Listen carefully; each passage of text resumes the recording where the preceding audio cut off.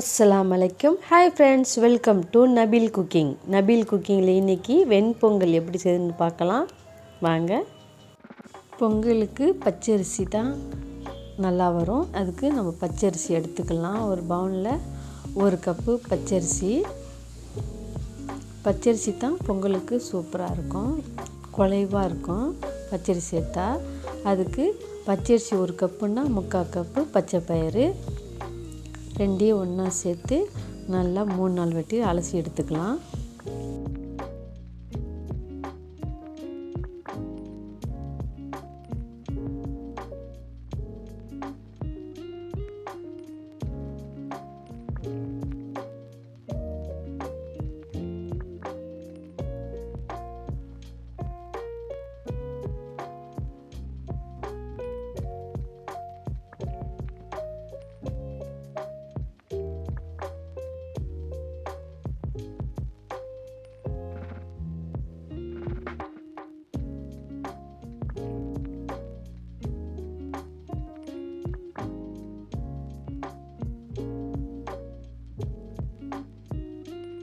குக்கரில் பருப்பையும் அரிசியும் கழுவுனது தண்ணி இல்லாமல் சேர்த்துக்கலாம்.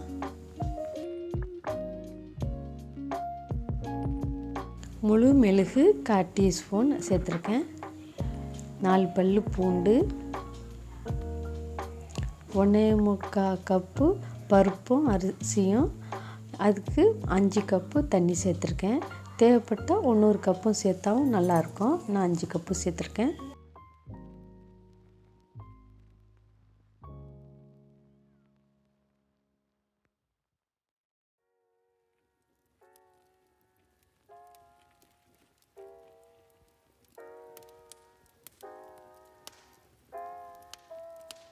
தேவையான அளவு கல் உப்பு சேர்த்த பிறகு நல்லா கலந்து விட்டுக்கோங்க.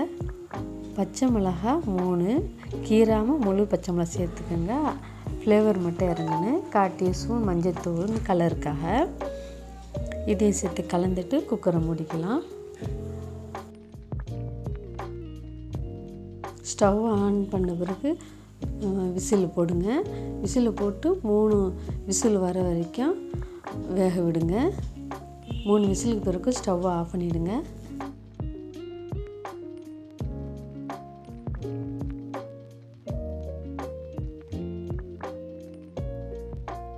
பொங்கல் வேகிற வரைக்கும் நம்ம தாளிப்புக்குள்ளதை பார்க்கலாம். மிக்ஸி ஜாரில் முழு மிளகு 1 டீஸ்பூனு, ஜீரகம் 1 டீஸ்பூன், இடிக்கல்லாம் இடிச்சிக்கலாம். நான் பல்ஸ் மோடில் மிக்ஸி ஜாரில் அரைச்சிக்கிறேன். இந்த மாதிரி கொரன்னு அரைச்சி எடுத்துக்கோங்க. விசில்லாம் இறங்கின பிறகு ஓப்பன் பண்ணி பார்க்கலாம். நல்லா வந்திருக்கு பாருங்கள், நல்ல கலர் கொடுத்துருக்கு பாருங்கள். இப்போ அந்த பச்சை மிளகாலாம் எடுத்துடலாம். எடுத்துட்டு நல்லா கலந்து விடுங்க. அடி பிடிக்காமல் நல்லா குழவாக வந்திருக்கு. எல்லாத்தையும் ஒன்றா சேரும்போது தளர்வாக இருக்கும். இப்போ நம்ம தாளித்து பொங்கலில் சேர்த்துக்கலாம். இப்போ பொங்கல் நல்லா கலந்த பிறகு தாளிச்சிக்கலாம். தாளிக்கிறதுக்கு முன்னாடி பொங்கலில் ஃப்ரெஷ்ஷான கருவேப்பிலை உருவி பொங்கலில் சேர்த்துக்கோங்க. தாளித்து கொட்டும் போது கருவேப்பிலை நல்லா பொரிஞ்சு வந்துடும். 4 டேபிள் ஸ்பூன் நெய் சேர்த்துக்கோங்க. நான் 4 டீஸ்பூன் நெய் சேர்த்துருக்கேன். தேவைப்பட்டால் ஒன்று கூட சேர்த்தாலும் சூப்பராக இருக்கும். மிளகு ஜீரகத்தை சேர்த்துக்கோங்க. பொடிசாக கட் பண்ண இஞ்சியும் சேர்த்துக்கோங்க. நல்லா பொரிய விடுங்க.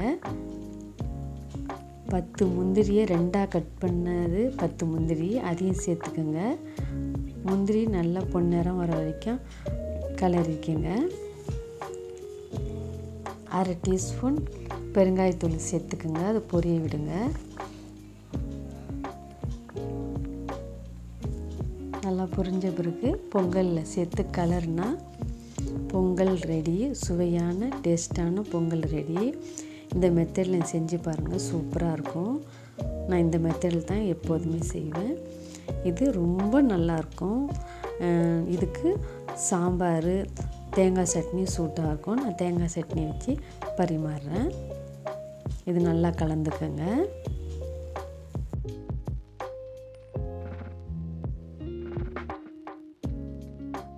பொங்கல் ரெடி. இப்போ அதுக்கு தேங்காய் சட்னி எப்படி செய்யணும்னு பார்க்கலாம்.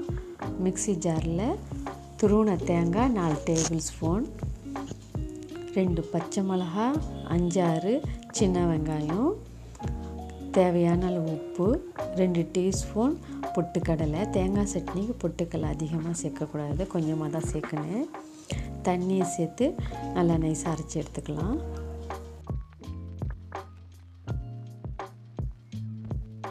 சட்னியை ஒரு பவுலில் சேர்த்துட்டு தாளிச்சிக்கலாம். அதுக்கு தாளிப்புக்கு நல்லெண்ணெய், கடுகு, காய்ந்த மிளகா, கருவேப்பிலை சேர்த்து தாளித்து தேங்காய் சட்னி சேர்த்துக்கலாம். இது பொங்கலுக்கு சூப்பராக இருக்கும். இந்த சட்னி ட்ரை பண்ணி பாருங்கள். சுவையான பொங்கல் சட்னி ரெடி. இந்த வீடியோ உங்களுக்கு பிடிச்சிருந்தால் லைக் பண்ணுங்கள், ஷேர் பண்ணுங்கள், கமெண்ட் பண்ணுங்கள், ஞாபகமாக சப்ஸ்கிரைப் பண்ணுங்கள். இன்ஷா அல்லாஹ் அடுத்த வீடியோ பார்க்கலாம். அஸ்ஸலாமு அலைக்கும்.